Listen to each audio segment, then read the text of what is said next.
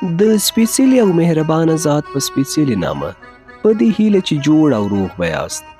درنو اورېدونکو، نن درته د ناول یوه بله په زړه پورې او د خونده ډکه برخه وړاندې کوم. هیله ده چې تر پایه راسره پاتې سئ او ملتیا مې وکړي.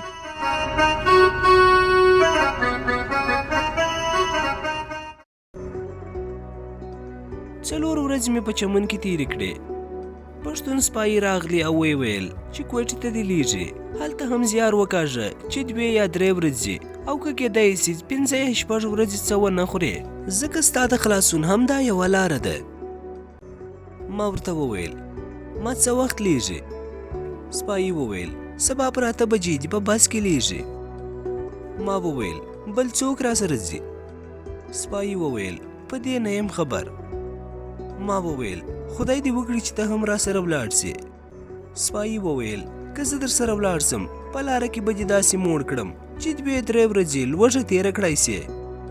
ما وویل ته بېغمه اوسه، زه تر 5-6 ورځو پورې ځان ټینګولی سم. سپایي وویل که تا دلته ډوډۍ خوړلې وای دغه سرکوزي به 15 ورځې کاروایي در باندې کړې وای. د 15 ورځو کاروایي ډېره سخته ده. ما وویل دا خو ستاسو مهرباني وه چې د یوې خوا مو موړ وساتم او د بلې خوا مو دوی ته وږی ور وښودلم. سپایي وویل سمه ده، اوس به زه ولاړ سم. سپایي ولاړې. دغه ورځ مې ټوله په سودا کې تېره کړه. مازدیګر پښتون سپایي په ډېره خوشحالي راغلی او ماته یې وویل چې سبا زه هم در سره ځم.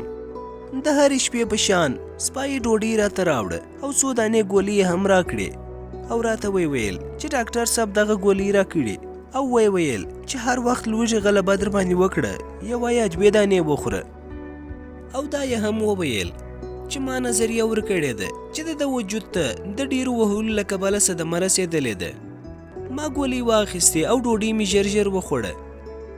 سهار 8 بجې په لاسو کې هتکړۍ را واچولې او په داسې حال کې چې د سرویس تر ځای په یو جوپ موټر کې ورسولم. په سرویس کې سپور کړم او د کوټې خواته یې رهي کړم. په لاره کې مو ښه کاپي ډوډۍ وخوړه. ماپښین کوټې ته ورسېدو. سپایي زه د کوټې پولیسو ته ور تسلیم کړم او له ما څخه یې رخصت واخیستې او راته ویې ویل چې انشاءالله تل به مې خبر اخلې. د کوټې پولیسو په یوه کوټه کې واچولم. ماخستن یې یوه وچه ډوډۍ راوړه. ما د هغې د خوراک څخه ډډه وکړه. پولیسانو او د هغه منصبدار ډېر راته وویل، خو ما ورته وویل څرنګه چې زه تاسو د یوه دښمن په شان تر شکنجې لاندې نیولی یم، نو ځکه زه ستاسو ډوډۍ نه خورم، که څه هم په دې هوټ کې ځان د لاسه ورکړم. شپه مې هلته ټوله په ویښه تېره کړه. زما او د ګلالۍ ژمنې ته یوه شپه بله پاته وه او زه هم نه پوهېدم چې څه وخت به د دې ظالمانو له لاسه خلاص سم. سهار لمر ښه تود سوی و چې یوه پولیس را وایستلم او یوه ملکي مامور ته یې وروستم. هغه هم ډېرې پوښتنې راڅخه وکړې، خو چې کومې پایلې ته ونه رسېدو رخصت یې کړم. پولیس بیرته همغه خونې ته راوستم. غرمه پولیس بیا یوه وچه ډوډۍ راوړه او ما یې له خوراک څخه ډډه وکړه. 2 شپې مې په دغه خونه کې تېرې کړې. وروسته د پولیسو یو منصبدار ته یې وروستلم. هغه اول ډېرې اټکې پټکې راته وکړې چې په پټکو ونه سوه. پولیسانو ته یې امر وکړ ښه یې ووهلم او بیا یې په یخو اوبو کې واچولم. دغه وهل او اوبو ته وراچول یې 3 ورځې په ورځ کې یو واره باندې اجرا کړه. وروسته یې 4 ورځې بې خوبي راکړه. لنډه یې دا چې ټول وس یې راباندې ختم کړ، مګر کومه پایله یې په لاس را نه وړه. کوم ظلم چې پر ما د دغه ظالمانو لخوا وسو تر اوسه به پر هیچ چا نه وي سوی. 6 ورځې په کوټه کې په وهلو ټکولو او بې خوابۍ راکولو تېره سوې. په دې 6 ورځو کې د ورځې وږی پاته سوم. تر 10 ورځو وروسته مې د ځینو پښتنو په لارښوونه دوا او ډوډۍ وخوړله. 6 ورځې وروسته یې له ما څخه د ضامن غوښتنه وکړه. ما ورته وویل چې زه دلته ضامن نه لرم. ما ته یې وویل چې پولیس به در سره وي. په بازار کې وګرځېږه، که څوک اشنا دې پیدا کړي رایې ولې چې ضامن دې سي. زه 3 ورځې سر پر سر په بازار کې وګرځېدم، خو څوک مې اشنا پیدا نه کړي چې ضامن مې سي. 2 تنو پښتنو راته وویل چې هغوی به زما ضامنان سي، خو ما هغوی ته وویل چې که تاسو زما ضمانت ته حاضر سواست، نه یوازې زه به خوشي نه سم بلکې تاسې به هم راسره ونیسي. 25 ورځې وروسته د پولیسو یو افسر ور وغوښتم او راته ویل چې که تښتې نه موږ به دې خوشي کړو، خو شرط دا دی د کوټې څخه به زموږ د اجازې څخه پرته نه ځې. ما ورسره خوښه کړه، هغوی هم زه خوشي کړم. یوه شپه مې په کوټه کې تېره کړه او نوشکي ته د تګ معلومات مې وکړي. په بله ورځ نوشکي ته په یو بس کې ولاړم. له نوشکي څخه شورا وخت ته ورسېدم. په پوښتنه مې د ګلالي کلی پیدا کړي. د ګلالي کلی د شورا وخت د حکومتي مرکز په لویدیځه خوا کې پروت و. ما 2-3 شپې کښته پورته منډې وکړې، خو بدبختانه د ګلالي په لیدلو کامیابه نه سوم. په 4مه شپه ګلالي د اوبو د یوه لوی ډنډ وخواته په داسې حال کې چې سر یې پر زنګنو ایښی و مې لیده. ګلالي ته چې لږ ور نږدې سوم، هغې ورو ورو ژړل او په عین ژړا کې یې ویل خدایه دا ولې وځنډېدی؟ زه یې هیره سوم که ده ته څه ټکه ورپېښه سوې ده. پروردګاره که نن او سبا هم را معلوم نه سو نو بیا به مې پر قبر راسي. هو زه پر خپله ژمنه درېږم، زه ځان وژنم، زه د خپل ګران لالي سره پر ژمنه وفا کوم. ای د هر چا په زړه خبر خالقه، پوهېږم ځان وژل ستا خوښ نه دی. ګلالي نور ویل هم غوښته، مګر څرنګه چې نور زما سره د ودرېدو توان نه و، نو ځکه مې ور غږ کړه زما ګرانې ګلالي دا دی زه راغلم، ته ما وبخښه چې تر ژمنې یو څو شپې وروسته راغلم. ګلالي چې زما اواز واورېدی را ولاړه سوه او زما پر خوا یې را منډه کړه. هغه په ډېره تلبسه زما خوا ته راغله، مګر چې ما ته را ورسېده پښه یې ونیوله او د پښتنې حیا د تقاضا په حکم یې په خپل ځان تسلط وکړ. یو ګړی یې ما ته په ځیر ځیر وکتل او وروسته یې وویل ښه دی چې راغلې. ما وویل زما ګرانې ګلالي ته ما وبخښه چې د ژمنې څخه څو شپې وروسته راغلم. ګلالي وویل ته خو نابلده یې، اوس هم ژر را رسېدلی یې.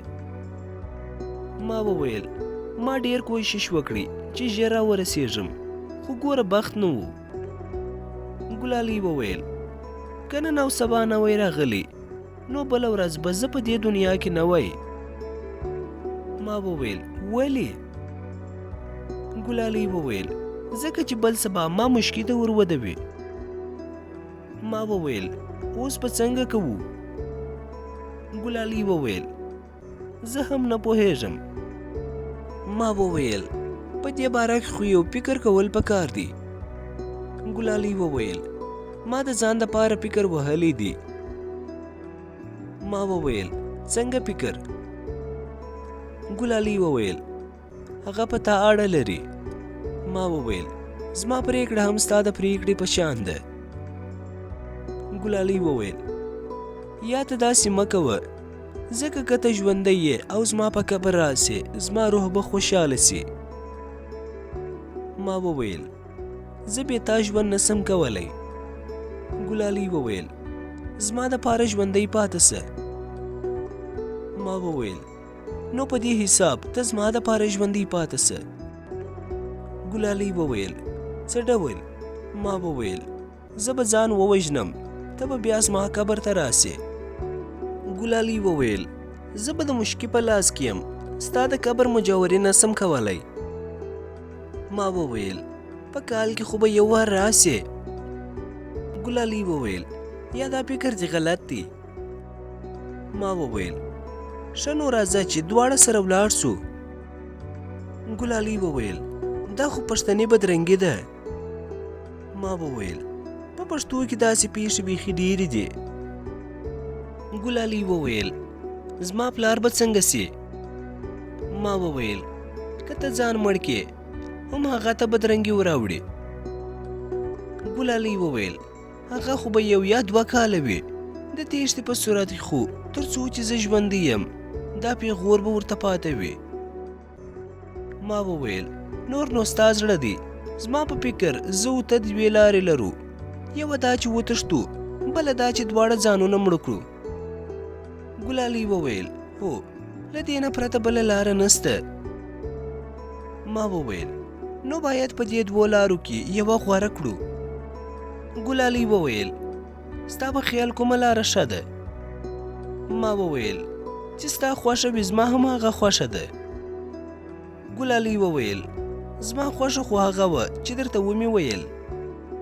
ما وویل زه خو وایم که څه هم تېښته بد کار دی، مګر د دې ټولنې د بدو رواجونو او بدو عادتونو سره تېښته هم لازمه ده، ځکه بله لاره نسته. ځان وژل سربیره پر دې چې مطلقه ناکامي ده، دا اخروي مسؤلیت هم لري. تېښته به عرفاً بد کار وي، مګر شرعاً څرنګه چې تا ومشکې د بې له ایجاب او قبوله څخه ورکوي روایت لري. ګلالۍ وویل نو چې داسې ده سبا به په همدې ځای کې سره غواړو. ما وویل ډېره ښه ده. ګلالۍ وویل توپنچه خو به در سره وي. ما وویل یا هغه راسه ورکه سوه. ګلالۍ وویل نو په تش لاس خو تګ نه دی ښه. ما وویل لاسونه که مو تش دي زړونه خو مو ډک دي. ګلالۍ وویل ښه دی ته اوس ولاړ شه، سبا به په همدغه وخت کې په دې ځای کې سره غواړو. ما هغه ورځ او هغه شپه په هغه دښتو کې تېره کړه. سبا هغه ځای ته ورغلم. ګلالۍ زما د مخه لا هلته ناسته وه چې زه یې ولیدم را ولاړه سوه او ما ته یې وویل چې اوس به کومې خواته ځو. ما وویل د بولدک په خوا به ځو. ګلالۍ وویل تر بولدک پورې رسېدل ډېر ګران کار دی، ځکه هر وخت چې زما پلار خبر سي رپسې راځي ما او تا دواړه نیسي. ما وویل بله چاره نسته. ګلالۍ وویل اوس دا ځای د دې خبرو نه دی، ته اوس پر دغه نرۍ لاره رهي شه، زه به وروسته درپسې یم، خو ګوره که زه چا ونیولم یا څوک راپسې راغلی چې ته بیرته راونه ګرځې، که راوګرځېدې خدای دې نه کړي تا ته به هم تاوان در پیښ سي. ما وویل دا څنګه کېدای سي؟ ګلالۍ وویل خیر دی زما په خاطر دا خبره ومنه. ما وویل سمه ده. زه مخکې سوم او ګلالۍ راپسې راورسېده. دواړو چابک چابک په مزله پیل وکړ.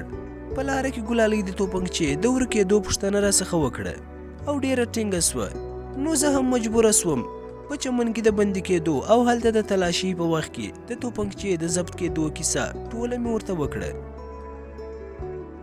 چې لمر څرک واهه موږ د سپینې خولې د تاڼې حد ته ورسېدو. هلته ګلالۍ راته وویل زما او ستا تګ په ورځ کې تاوان لري، راځه چې ورځ په غره کې تېره کړو، چې ماښام سو بیا به مزل پیل کړو. ما هم ورسره ومنله او د یوه غره په سر کې د یوې ډبرې شاته کښېنستو. زه او ګلالۍ دواړه ډېر ستړي سوي وو، مګر له ډېرې خوشحالۍ په خپل مزله نه پوهېدو. په دې وخت کې وخت د غرمې سو او د غره په لمن کې یو څو کږدۍ ښکاره سوې. ما و ګلالۍ ته وویل چې ته دلته کښېنه، زه به ولاړ سم او یو څو ډوډۍ به پیدا کړم، را به یې وړم.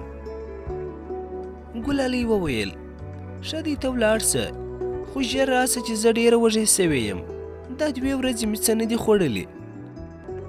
زه د کږدیو پر خوا روان سوم. کږدۍ د لمنې ته نږدې ښکاره کېدې، خو ډېرې لرې وې. تقریبا 2 ساعته مې مزل وکړي تر څو چې کږدۍ ته ورسېدم. هلته 2-3 تنو له ما سره ښه ستړې مسې وکړه. ما ورته وویل زه عسکر یم، موږ 2 ملګري یو، په ګزمه ګرځو، وږي سو، زه راغلم چې یو څه ډوډۍ یوسم. هغوی هم په ډېر ورین تندي ډوډۍ او کوچي راکړه او زه پر لاره ډېر چابک د غره پر خوا روان سوم. څرنګه چې زه د دې خوا پر لوړه روان وم، ډېر وخت مې په تګ کې تېر کړي. زه چې هر څونه نږدې کېدم ګلالۍ نه ښکارېده. زړه مې یو څه وارخطا غوندې سو او قدمونه مې ورچابه کړل. خو افسوس چې زه د ګلالۍ د ناستې ځای ته ورغلم هغه نه وه او د هغې پر ځای سرې وینې پرتې وې. د وینو په لیدو زه بې هوښه سوم. مازدیګر ته پر سد راغلم او د وینو څاڅکي مې پسې واخیسته. د غره په یوه شلا کې مې یو ځای پیدا کړي چې پسته او نوې خاوره معلومېده. خاوره مې بیرته سره واړوه او خپله شهیده ګلالۍ مې تر خاورو لاندې پیدا کړه چې هغه مې لڅه کړه، په چړو یې ټکور ټکور کړې وه. انا لله و انا الیه راجعون. نو پاس له هغه مې قبر ورته وکیندی او ښخه مې کړه.